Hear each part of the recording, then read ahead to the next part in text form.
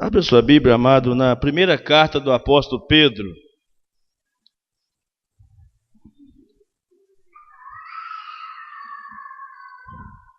Primeira carta do apóstolo Pedro, capítulo 1, a partir do verso 13.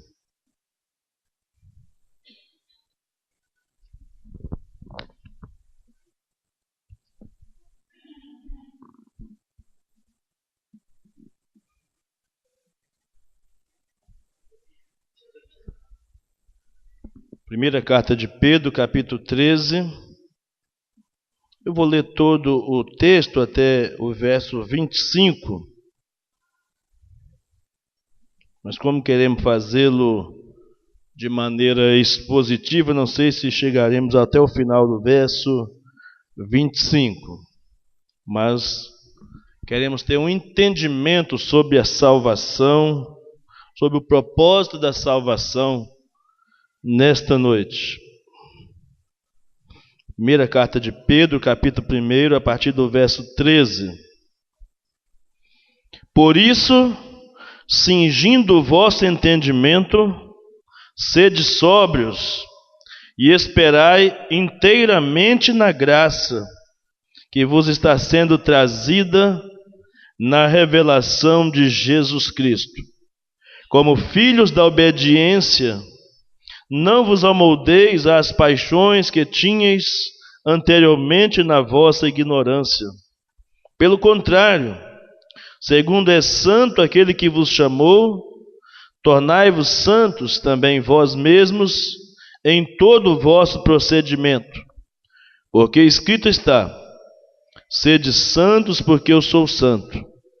Ora, se invocais como Pai aquele que sem acepção de pessoas julga segundo as obras de cada um, portai-vos com temor durante o tempo da vossa peregrinação, sabendo que não foi mediante coisas corruptíveis, como prata ou ouro, que fostes resgatados do vosso fútil procedimento que vossos pais vos legaram, mas pelo precioso sangue, como de cordeiro, sem defeito e sem mácula, o sangue de Cristo, conhecido com efeito antes da fundação do mundo, porém manifestado no fim dos tempos, por amor de vós, que por meio dele tendes fé em Deus, o qual o ressuscitou dentre os mortos e lhe deu glória, de sorte que a vossa fé e esperança estejam em Deus.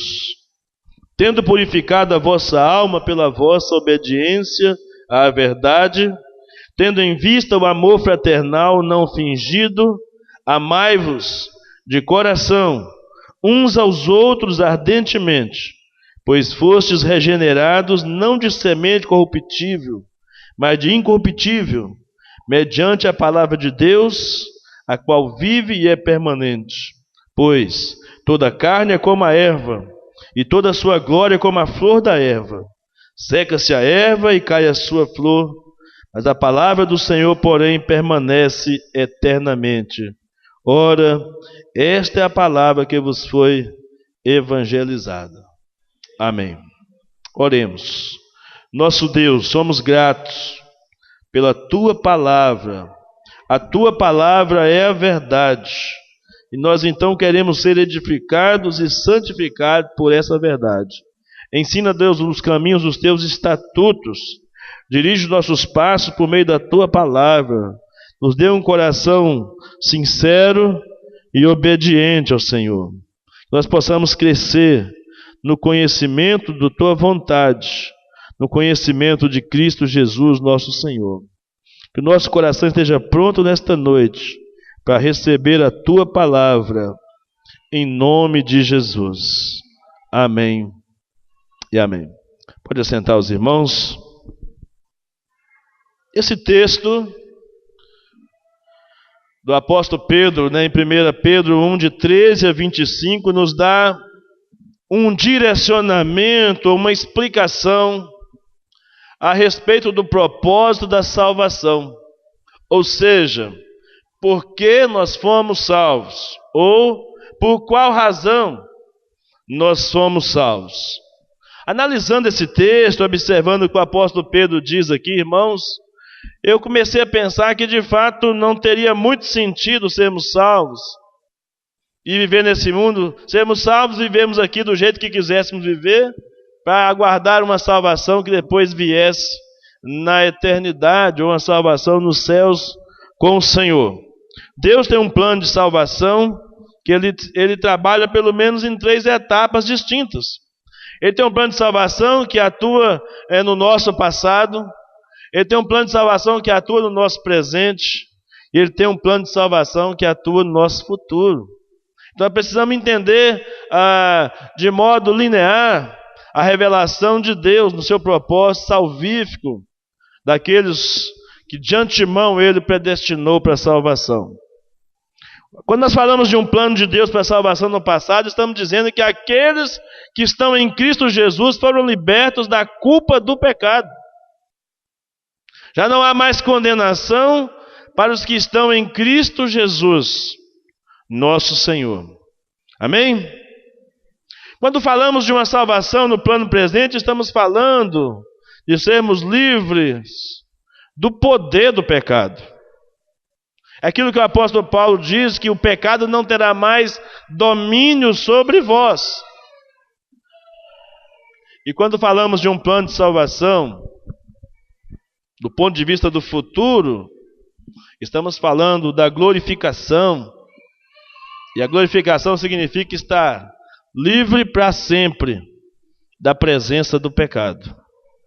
Esse é o sentido da revelação de Deus no seu propósito salvífico.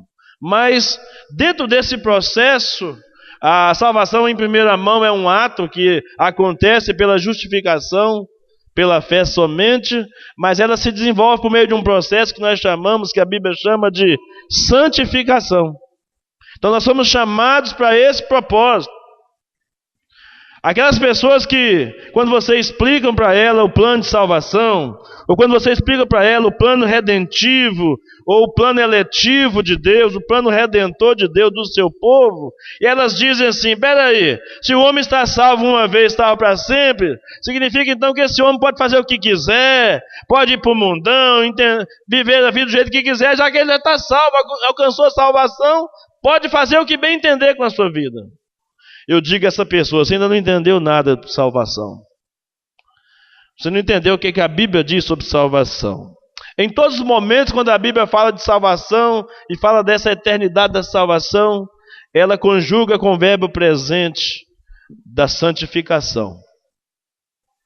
A Bíblia diz em Efésios capítulo 1, versículo 4, que nós somos escolhidos nele, eleitos nele, antes da fundação do mundo, para sermos santos e irrepreensíveis diante dele em amor.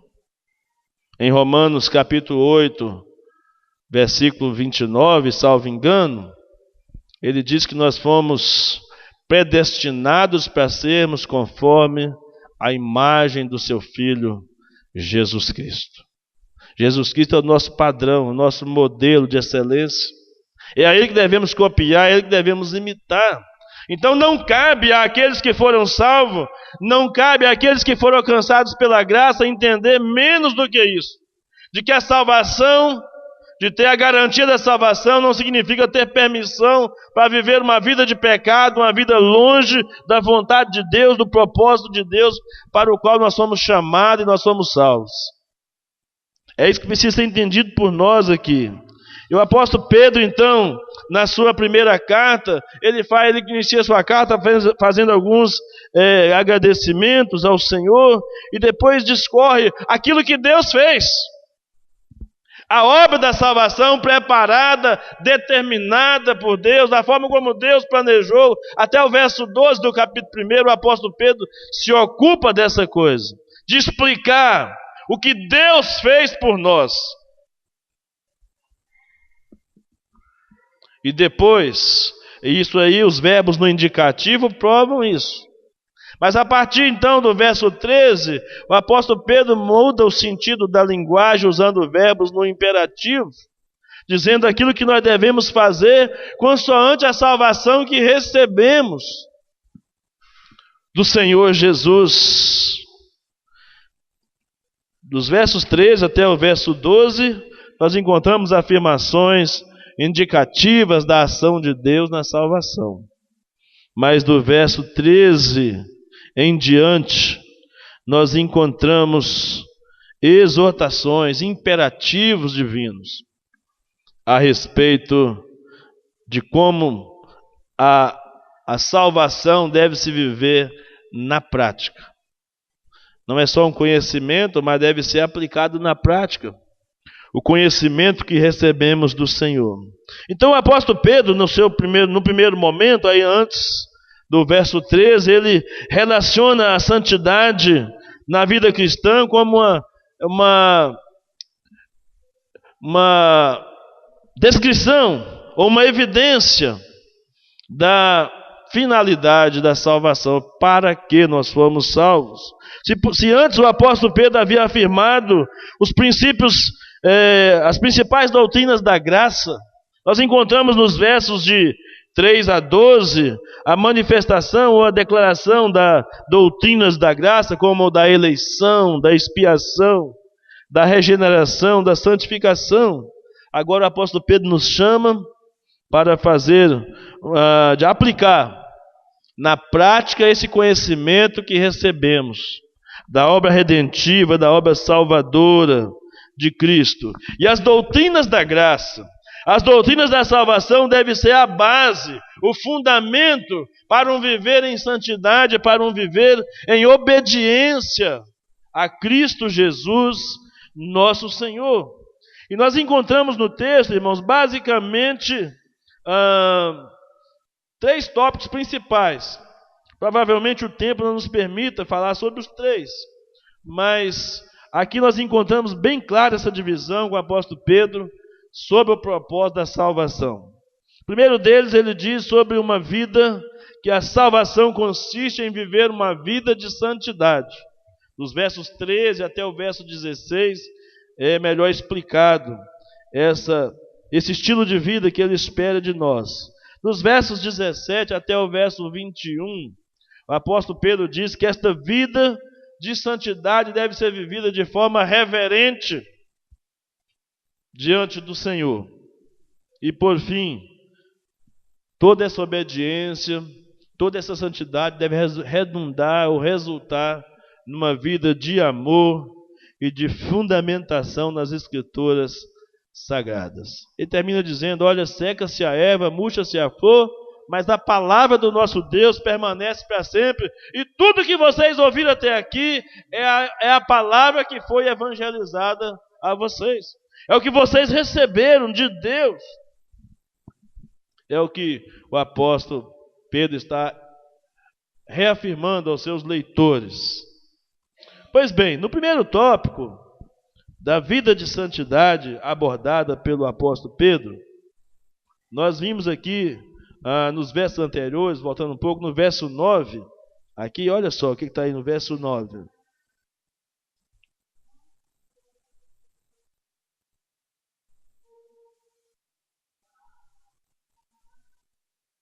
Obtendo o fim da vossa fé, a salvação da vossa alma. O apóstolo Pedro, escrevendo então aos seus destinatários, e bem como a todos nós de um modo geral, ele fala a respeito do dom da salvação recebido pela fé. O fim da fé, ou a finalidade da fé, é a nossa salvação. E ele diz que nós não podemos desprezar esse dom. Não podemos desprezar a salvação que recebemos, não podemos ser negligentes com essa salvação. Como filhos de Deus, então revelamos que não somos negligentes com a salvação que recebemos quando vivemos em conformidade com a sua vontade. E viver em conformidade com a vontade de Deus consiste numa vida de obediência à sua palavra. E aqui então a realidade dessa salvação deve se expressar numa santidade vivida. Não é só falada, mas vivida no dia a dia. É o que nós experimentamos, é que as pessoas podem ver e podem perceber. O quanto de Cristo se pode perceber em nós, no nosso dia a dia. O quanto de Cristo se pode perceber em você? As pessoas do seu trabalho, as pessoas da sua escola, as pessoas da sua vizinhança, os seus amigos, os seus parentes, seus familiares imediatos, o quanto eles podem perceber de Cristo em você. É disso que o apóstolo Pedro está dizendo aqui, irmãos. É exatamente disso que o apóstolo Pedro está dizendo aqui. E é isso que deve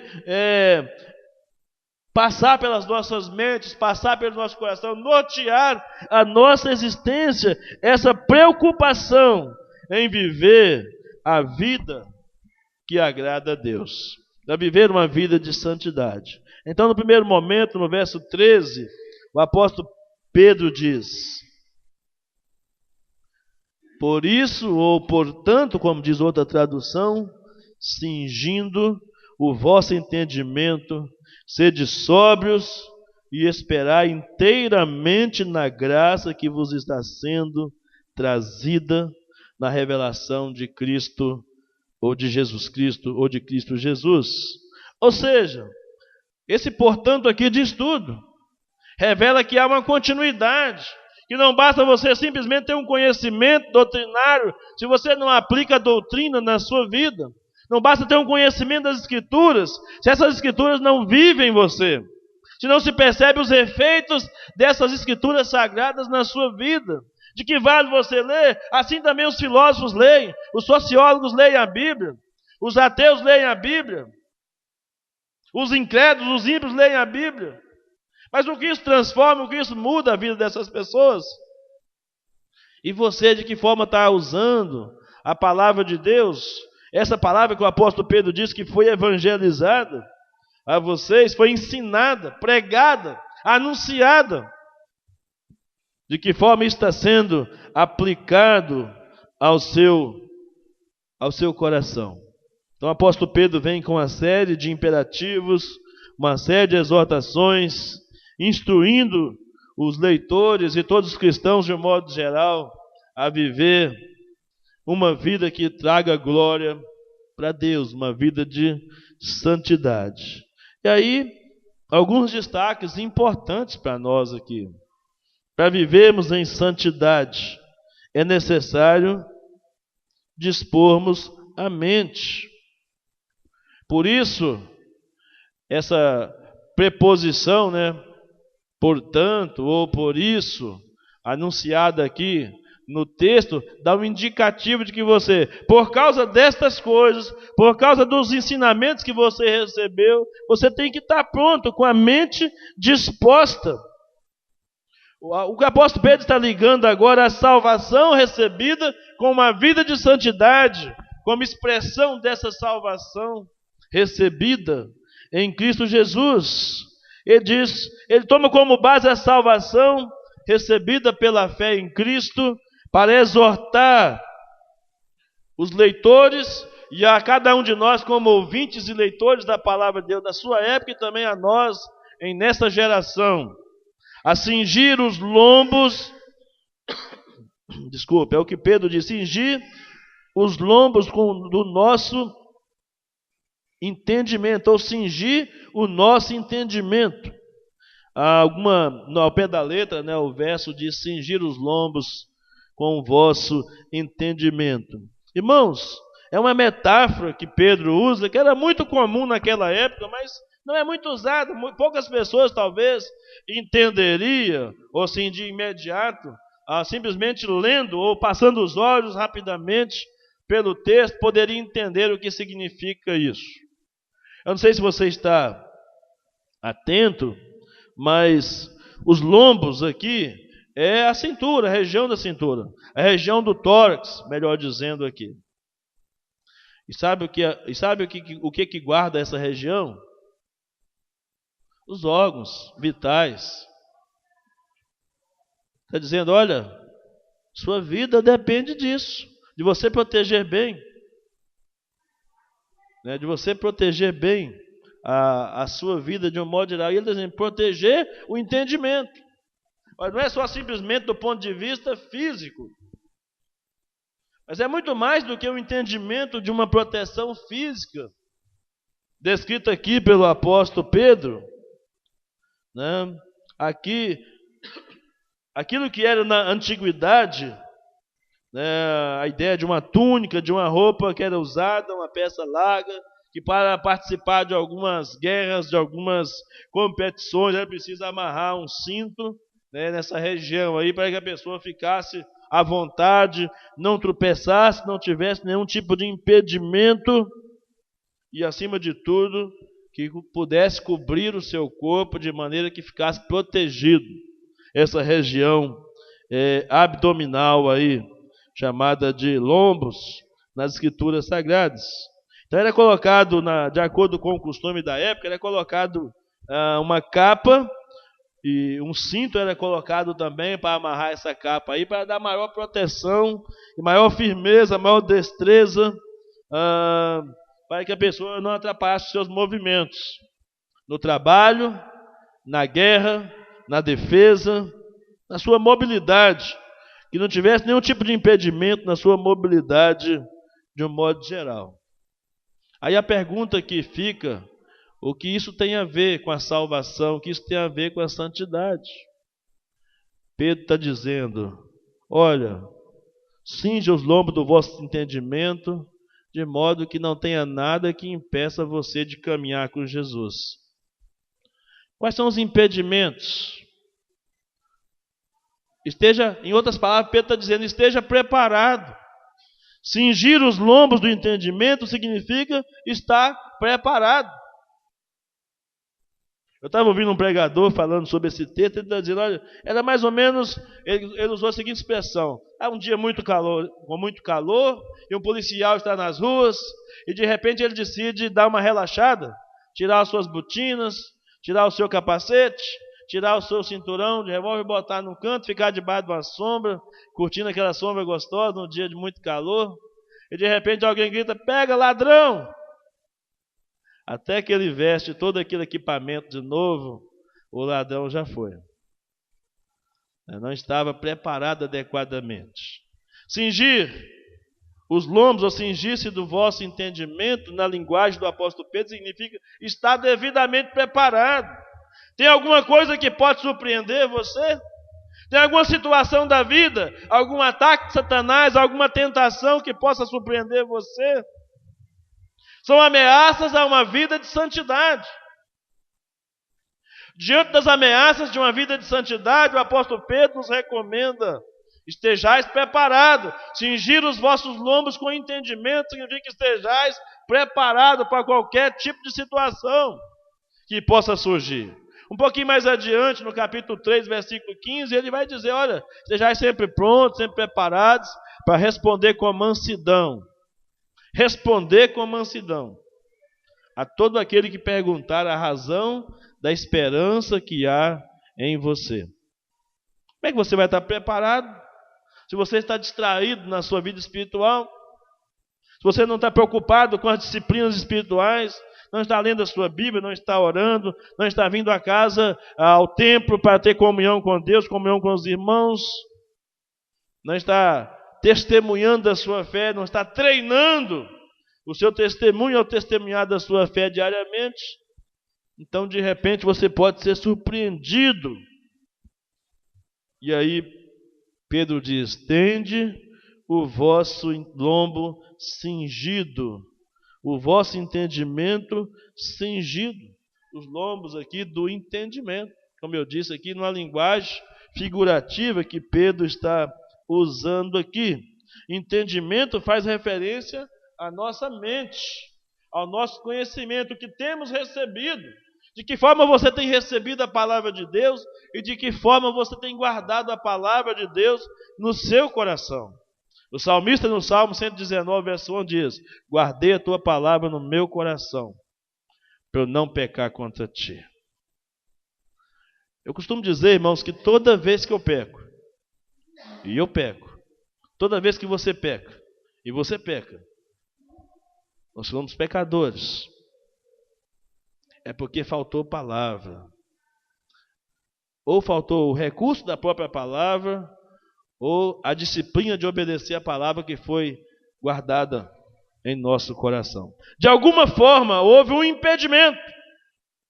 E por isso fomos surpreendidos, caímos no laço, caímos na cilada do inimigo e cedemos às tentações, ou nos entregamos facilmente às tentações que se apresentam no dia a dia contra nós, contra a nossa vida espiritual. Então, o apóstolo Pedro utiliza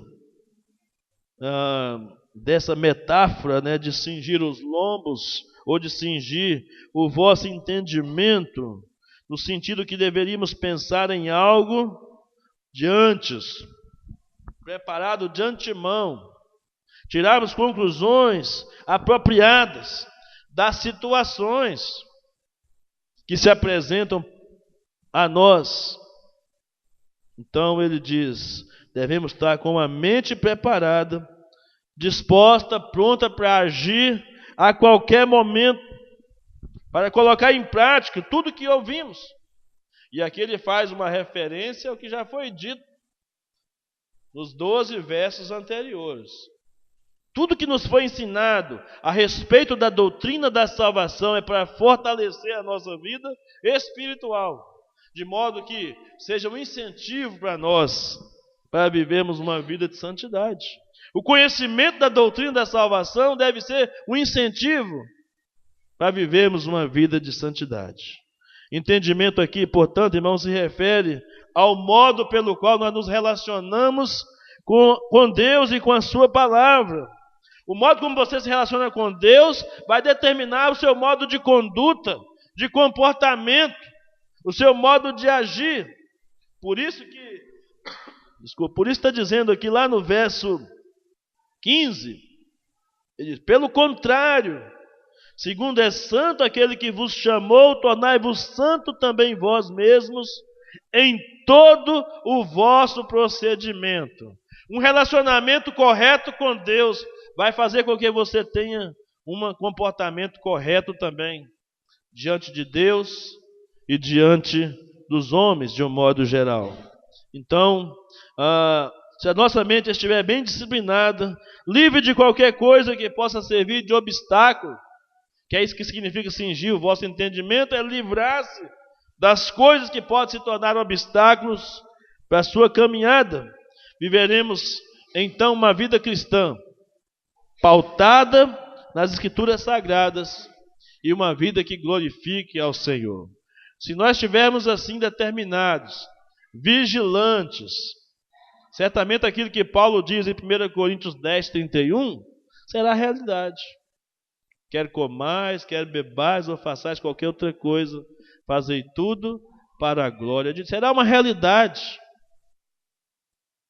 Acontecerá de forma natural, se nós tivermos um bom entendimento, um bom relacionamento com o nosso Deus. A nossa mente então precisa, para vencermos esta batalha, para vivermos esta vida de santidade, que Deus espera que vivamos. O apóstolo Pedro deixa subentendido aqui que a nossa vida deve estar, a nossa mente deve estar subjugada pelos preceitos da palavra do nosso Deus, para que possamos compreender a boa vontade de Deus para as nossas vidas, de modo que saibamos discernir entre o certo e o errado, entre a verdade e a heresia, e dizemos não aos preceitos deste mundo, dizemos não a esse tipo de vida, a esse estilo de vida que o mundo quer oferecer. O crente é alguém que caminha na contramão. Se você é um crente salvo pela graça, você é alguém que anda na contramão e deve andar na contramão dos princípios e valores dessa sociedade pervertida e corrompida na qual nós temos que conviver com ela até o dia do nosso encontro triunfal com o Senhor Jesus. Infelizmente, irmão, muitos que dizem-se cristãos, se dizem cristãos, estão influenciados por um evangelho caracterizado pelo materialismo, uma preocupação exagerada, exacerbada com a estabilidade e a satisfação pessoal nesta vida. E o materialismo é, uma vez desenfreado, ou tem o pontapé inicial no consumismo. O consumismo é uma revelação, é uma manifestação que nós temos de toda essa nossa preocupação com o materialismo, com as coisas deste mundo. E muita gente tem trazido esse lema do mundo para dentro da igreja. É um evangelho mundano.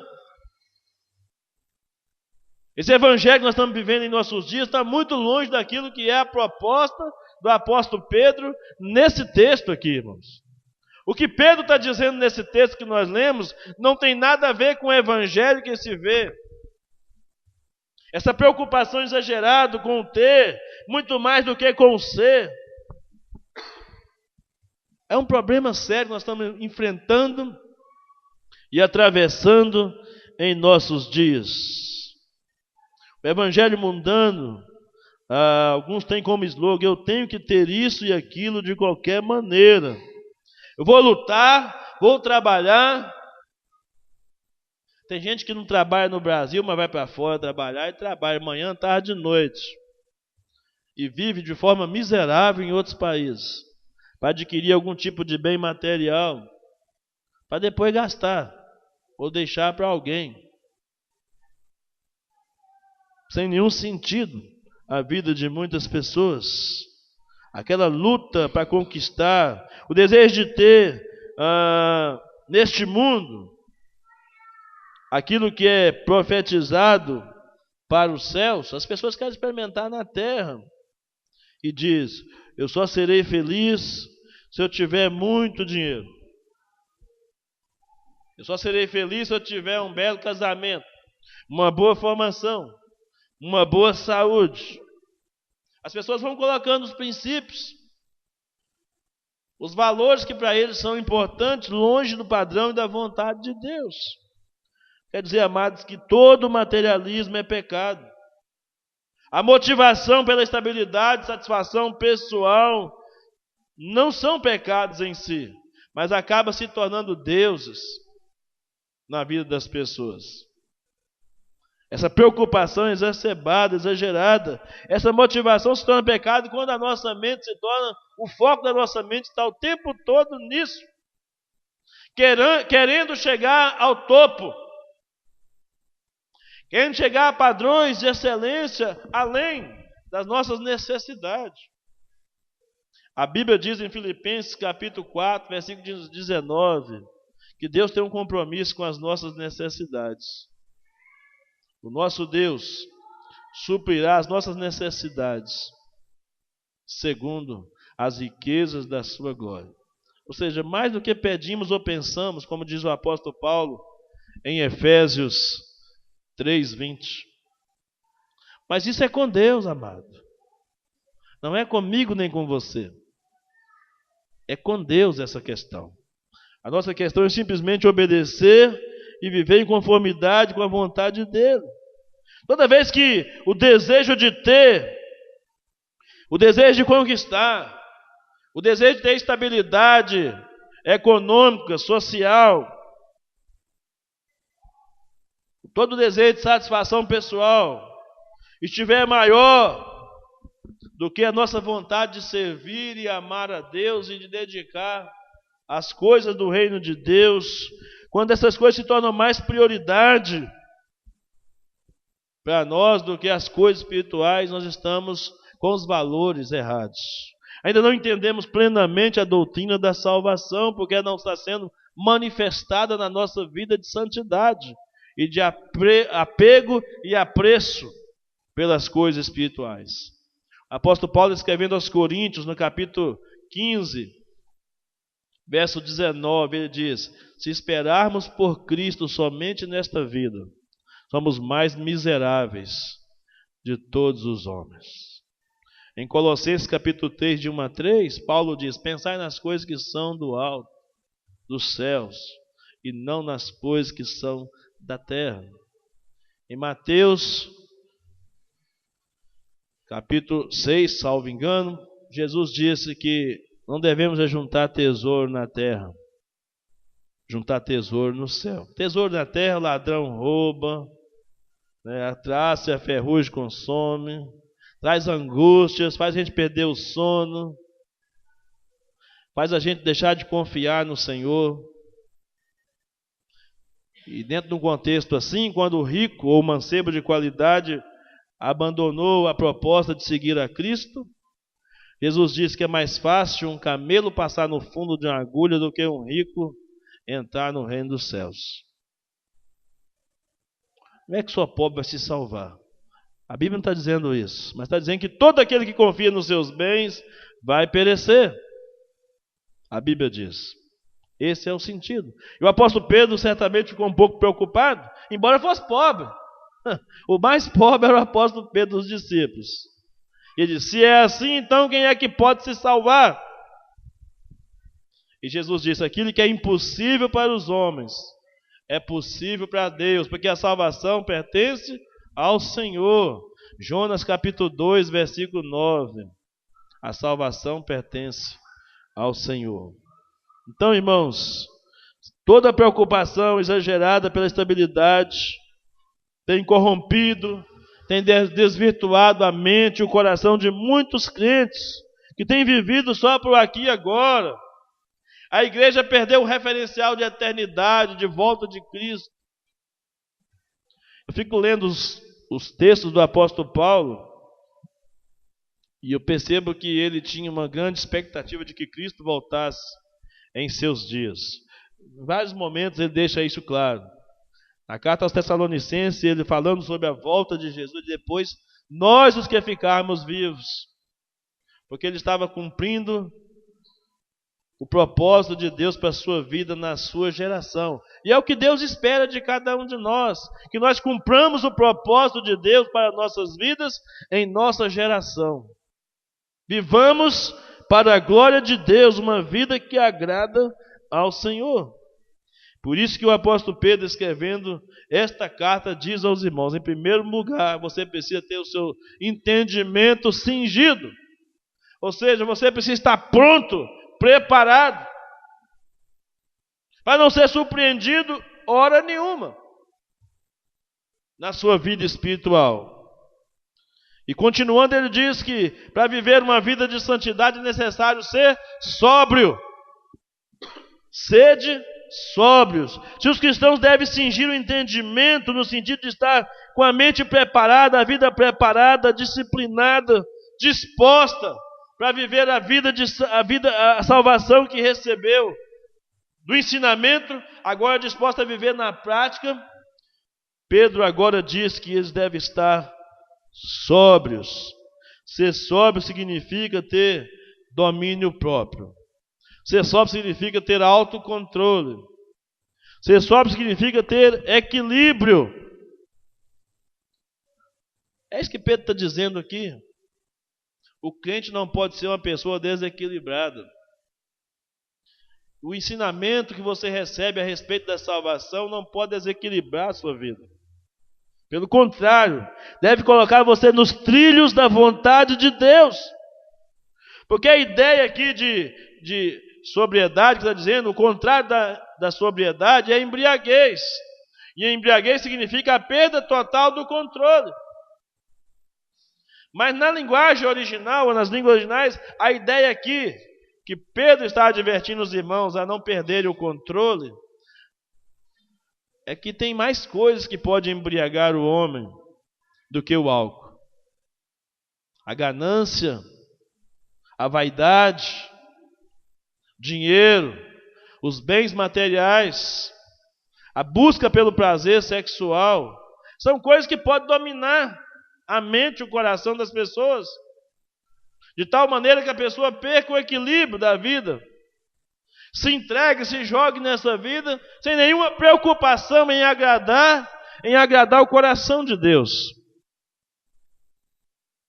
E essa é uma luta que nós travamos todos os dias na nossa caminhada cristã.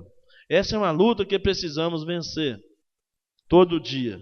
O apóstolo Pedro diz que a receita é ser sóbrio, ter uma mente equilibrada. Tem gente que desequilibra-se facilmente, vive só no êxtase, vive só na emoção o tempo inteiro, não para pensar, não para raciocinar. Até que ponto o seu estilo de vida está levando você? Aonde esse estilo de vida que você está vivendo vai te levar? E o que esse estilo de vida que você está vivendo está indicando? Da sua experiência de salvação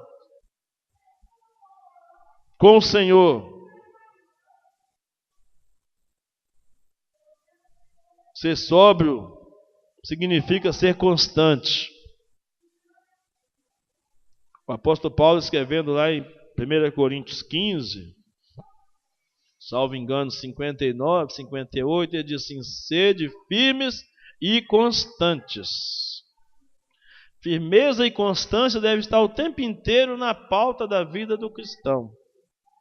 Sempre abundantes na obra do Senhor, sabendo que o vosso trabalho no Senhor não é vão, diz a palavra de Deus. Então, ser sóbrio significa ser lúcido, ter uma mente lúcida, não ser desequilibrado em coisa alguma, ser perseverante a respeito da salvação, ser calmo, ser estável. É aquilo que Pedro depois vai dizer mais à frente: responder com mansidão. Você não precisa gritar, você não precisa discutir, você precisa viver. Viva a vida que Deus lhe deu para viver. Manifeste os frutos da salvação na sua vida diariamente. E as pessoas podem até não querer seguir o mesmo Deus que você segue. As pessoas podem até querer não acreditar nas mesmas coisas que você acredita. Mas as pessoas vão respeitar você. Já contei aqui uma vez de um ateu que ia constantemente ouvir as pregações de George Whitefield, um puritano.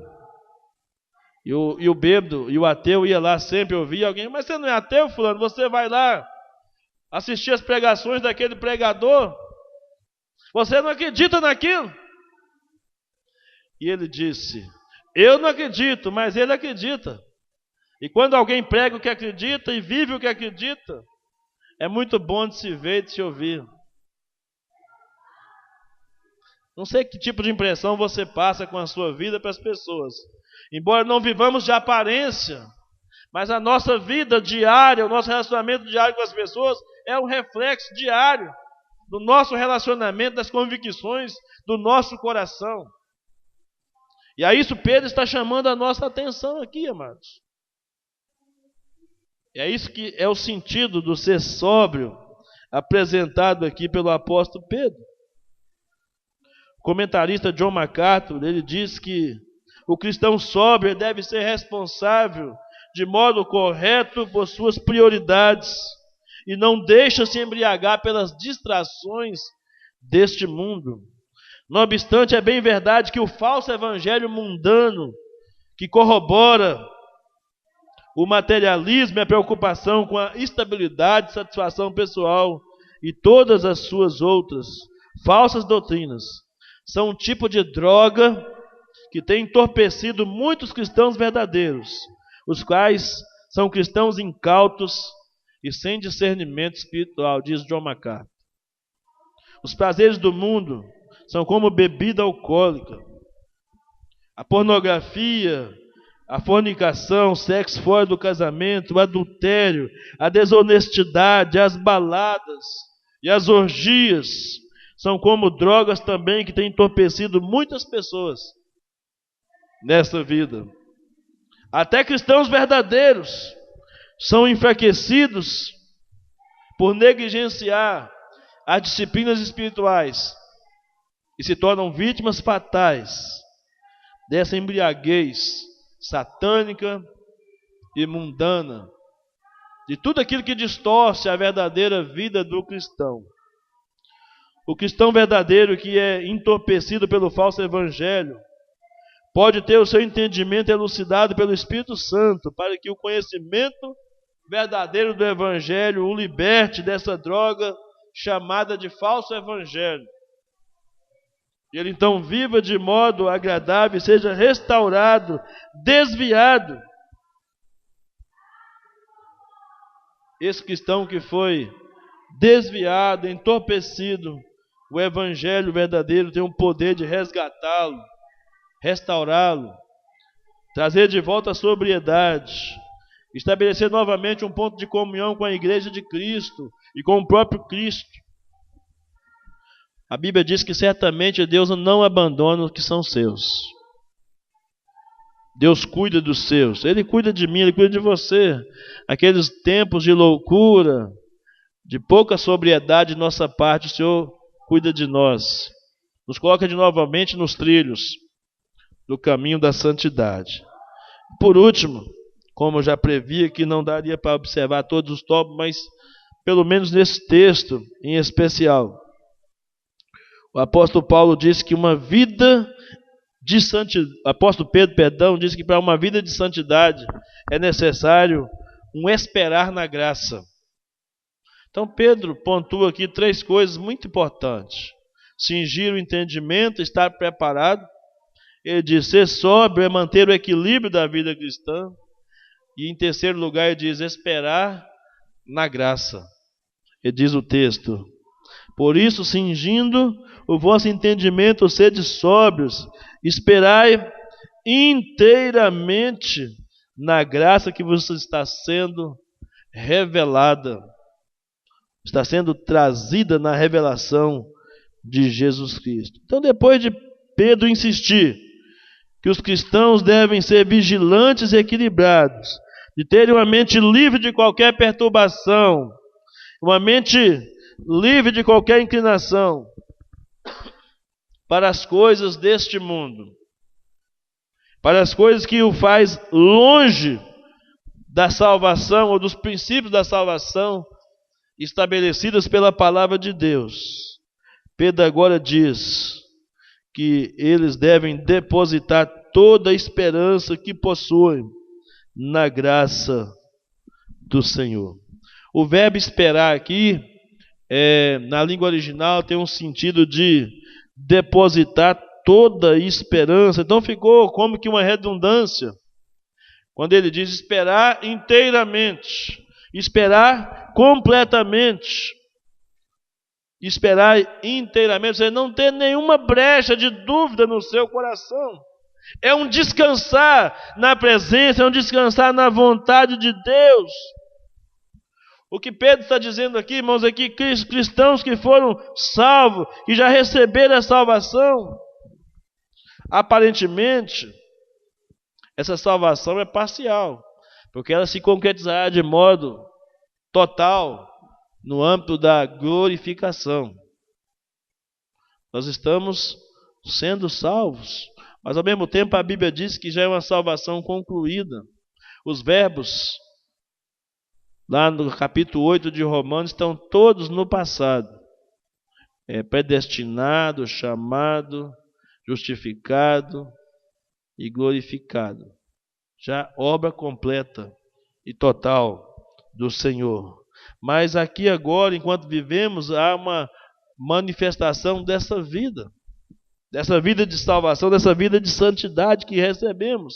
Então, nesse sentido, o verbo esperar dá a ideia de colocar toda a confiança, toda a nossa dependência e revelar toda a nossa maturidade espiritual ao aguardar essa revelação que ele está dizendo aqui em Cristo. É aguardar o dia da nossa glorificação em Cristo Jesus. Não está falando aqui da primeira vinda, até porque naquela época Cristo já tinha vindo, quando Pedro escreveu essa carta.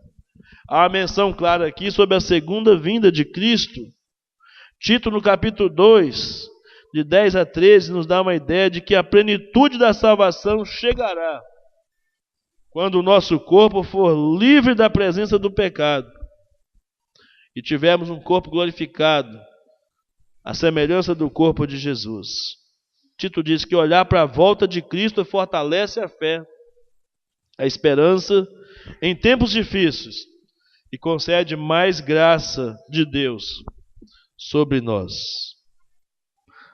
Há um solene aviso aqui do apóstolo Pedro, nos versos 14 a 16, sobre uma necessidade que, tomando posse desse conhecimento, nós devemos viver uma vida de obediência ao Senhor. Está aí, está em sua mão, está em minha mão, está em nossas mãos. Se quisermos aplicar esses princípios revelados nos versos de 1 a 12, agora exortados nos versos de 13, o verso 13, né, melhor dizendo aqui do texto que nós lemos. Agora no verso 14 o apóstolo Pedro diz: como filhos da obediência, não vos amoldeis às paixões que tinhas anteriormente na vossa ignorância. É o perigo de não viver uma vida de santidade que o apóstolo Pedro está dizendo aqui. Diante de todos os comentários que ele fez até aqui, ele declara que os regenerados, nascidos de novo pelo Espírito Santo, devem ser preparados para uma esperança da salvação futura e uma vida de santidade presente. Isso é possível por meio do caminho da obediência. E aqui o apóstolo Pedro coloca duas exortações, uma positiva e uma negativa. A positiva ele diz: vocês devem ser obedientes. Como filhos obedientes, como filhos da obediência. E a negativa, ele diz: vocês não devem fazer isso. Vocês não devem se amoldar novamente aos desejos do passado. Não são os desejos do passado que devem determinar que tipo de cristão, que tipo de vida cristã você vai ter hoje, é o que o apóstolo Pedro está dizendo aqui. Como filhos da obediência, você precisa entender que todos os princípios estabelecidos até aqui na palavra são esses que devem ser seguidos, que devem ser obedecidos por vós.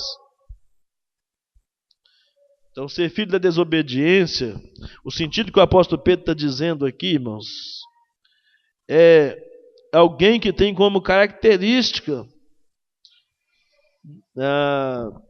viver uma vida de constante obediência. Não é alguém que obedece hoje, passa daqui 1 mês, daqui 2 meses, daqui 1 ano e vai obedecer de novo. É alguém que obedece sempre. Um cristão obediente, ou podemos dizer que um cristão é obediente, ou que um cristão é filho da obediência, quando ele tem a obediência como marca da sua vida. Eu decidi obedecer. Eu decidi viver os princípios da palavra de Deus. Recebeu por herança esse desejo no coração colocado pelo Senhor, de obedecer, de andar em conformidade com a palavra de Deus.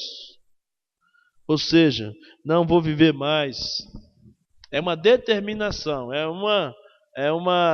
um culto que o apóstolo Paulo, escrevendo aos Romanos, chama isso de culto racional. Culto racional é um culto que você age com a sua mente e com o seu coração ao mesmo tempo, onde você determina pela palavra que é esse estilo de vida que você vai viver. Deus não vai viver por você a vida que Ele deu para você viver. Ele simplesmente te instruiu a mim e a você para que vivamos essa vida agradável ao Senhor. Por essa razão, irmãos, o nosso modo de viver não deve ser mais conduzido pelas paixões ou pelos desejos pecaminosos. A expressão aqui, não amoldeis, está bem ligado com aquela expressão que o apóstolo Paulo usa em Romanos 12:2. Não vos conformeis com a forma ou com a forma deste mundo. Não vos conformeis com este mundo, mas transformai-o pela renovação. Molde, né? Molde é um tipo de modelo, vamos dizer assim, no qual se espera ser encaixado. É quando alguma coisa é feita com muita precisão para ser encaixado. E é isso que o mundo quer fazer comigo e com você, que você se encaixe, se amodele àqueles valores que são contrários à vontade de Deus, para que tudo que haja em você nada se pareça com Cristo, que é o nosso grande desafio ao recebermos a salvação pela graça, é sermos a semelhança do do Filho de Deus, Jesus Cristo. Então, os cristãos que foram salvos por obediência são filhos obedientes e herdam a natureza do Pai. Precisa viver uma vida de santidade, porque como natureza o Pai é santo. Jamais seremos santos como Deus é santo, mas devemos ser santos porque Deus é santo, a Bíblia diz. Por isso não podemos retroceder, nem cair nas mesmas práticas imorais que marcavam a nossa vida e conduta outrora. Não devemos mais viver prisioneiros do pecado. Pecar, somos pecadores, nascemos em pecado, somos inclinados para o pecado, mas Cristo habita em nós, o Espírito Santo habita em nós, a palavra de Deus habita em nós, e a oração de Jesus por nós foi: santifica-os na verdade, a tua palavra é a verdade. João capítulo 17, versículo 17. Então que não sigamos mais o exemplo mau do passado, que não sejamos mais incoerentes, incompatíveis, inconcebíveis com aquela vida, com a vida de santidade que Deus espera, né, que nós vivamos, mas que sejamos corajosos o bastante para rejeitar esse padrão que a moda quer ditar para nós, que o mundo quer ditar para nós, e viver aquilo que a Bíblia diz.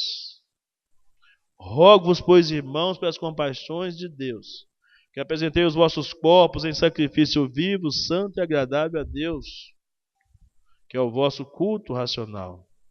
E não vos conformeis com este mundo, mas transformai-o pela renovação do vosso entendimento, para que experimenteis qual seja a boa, perfeita e agradável vontade de Deus.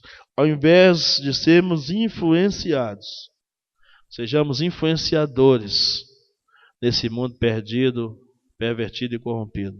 Deus nos ajude a entender. Você não foi salvo por acaso. Você não foi salvo só para ir para o céu. Você foi salvo para ser semelhante a Jesus, viver uma vida de santidade aqui e agradar o coração do seu Deus. Amém?